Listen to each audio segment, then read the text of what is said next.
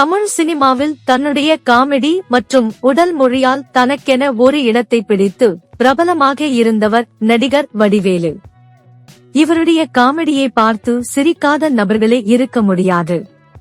அதிலும் குழந்தை ரசிகர்கள் இவருக்கு அதிகம். இப்படி சினிமா துறையில் முன்னணி காமெடி நடிகராக இருந்த வடிவேலு தற்போது 2 படங்களில் மட்டுமே நடித்து வருகிறார். அதற்கு காரணம், கடந்த 2010ஆம் ஆண்டு அவர் எடுத்த அரசியல் நிலைப்பாடுகளும் சில ஆணவமான பேச்சுகளும் அவரை சினிமா துறை ஒதுக்கி தள்ளியது. பின்பு சில வருடங்கள் கழித்து படங்களில் நடித்த இவரது காமெடிக்கு மக்களிடையே போதிய வரவேற்பு இல்லை. மேலும் தற்போதைய சினிமா துறையில் பல காமெடி நடிகர்கள் வந்துவிட்டதால் இவரது காமெடி எடுபடாமல் போய்விட்டது.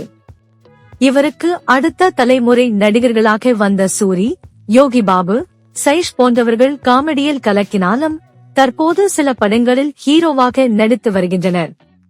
இதனால் தான் இழந்த மார்க்கெட்டை மீண்டும் பிடிப்பதற்காக தற்போது இயக்குனர் சுந்தர் சி உடன் இணைந்து கேங்கர்ஸ் என்ற படத்தில் நடித்து முடித்துள்ளார் வைகை புயல். இந்நிலையில் சமீபத்தில் தனது 56வது பிறந்த நாளை கொண்டாடிய இயக்குனர் சுந்தர் சி வைத்த பார்ட்டியில் கலந்து கொண்ட வடிவேலு அங்கு வந்த நடிகர் சூரி மற்றும் யோகி பாபுவுடன் எடுத்துக்கொண்ட புகைப்படம் இணையத்தில் வைரலாகி வருகிறது.